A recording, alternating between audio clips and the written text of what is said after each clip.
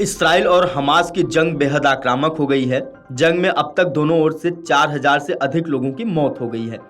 10 लाख से अधिक लोग उत्तरी गाजा छोड़कर भाग खड़े हुए हैं। इस बीच हमास ने बड़ा दावा किया है। हमास का दावा है कि इस्राएली सेना ने गाजा के एक अस्पताल पर हमला कर दिया है, जिसमें अब तक 500 लोगों की मौत की खबर है। हमास के स्वास्थ्य मंत्रालय के प्रवक्ता ने जानकारी देते हुए कहा कि अस्पताल की ध्वस्त इमारत के मलबे में कई लोगों के दबे होने की आशंका है। मंत्रालय के मुताबिक अगर इस हमले की पुष्टि हो जाती है तो यह हमला 2008 के बाद से लड़े गए 5 युद्धों में अब तक का सबसे घातक इस्राएली हमला होगा। आपको बता दें कि गाजा शहर के कई अस्पताल सैकड़ों लोगों के लिए शरण स्थल बन गए हैं।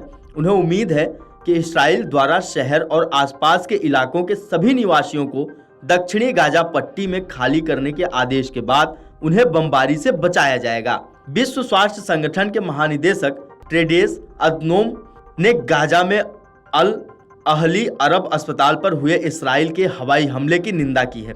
उन्होंने सोशल मीडिया प्लेटफॉर्म एक्स पर एक पोस्ट में कहा कि WHO उत्तरी गाजा में अल अहली अरब अस्पताल पर हुए हमले की कड़ी निंदा करता है। प्रारंभिक रिपोर्ट में सैकड़ों मौतें होने की बात कही गई हैं। हम नागरिकों की तत्काल सुरक्षा और स्वास्थ्य देखभाल की मांग करते हैं। आपको बता दें कि फलस्तीन में शरणार्थियों के लिए काम करने वाली संयुक्त राष्ट्र की एजेंसी ने कहा कि गाजा के अल मगाजी शरणार्थी शिविर में उसकी तरफ से संचालित एक स्कूल पर इस्राएली हवाई हमले में 6 लोग मारे गए हैं। इस्राएली सैन्य प्रवक्ता रियर एडमिरल डैनियल हगारी का कहना है कि अस्पताल में हुई मौतों पर अभी भी कोई विवरण नहीं है।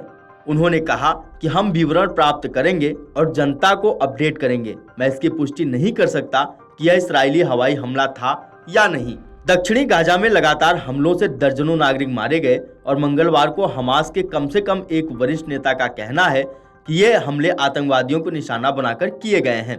पिछले हफ्ते हमास के क्रूर हमले के बाद से इसराइल ने गाजा में पानी, ईंधन और भोजन की उपलब्ध करवाने पर रोक लगा दी है। अमेरिकी विदेश मंत्री एंटनी ब्लिंकन ने क्षेत्र के 2.3 बिलियन लोगों को सहायता पहुंचाने के लिए एक तंत्र के निर्माण पर चर्चा करने के लिए इसराइल के प्रधानमंत्री बेंजामिन नेतन्याहू के साथ एक समझौता किया है।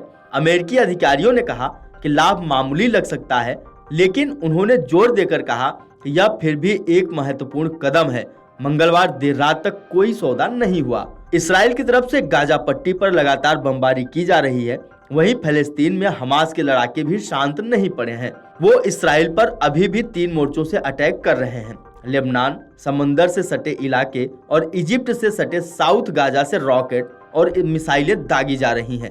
गुरुवार को सेंट्रल इसराइल के वेस्ट बैंक की तरफ भी रॉकेट दागे गए। Video desk amarujala.com।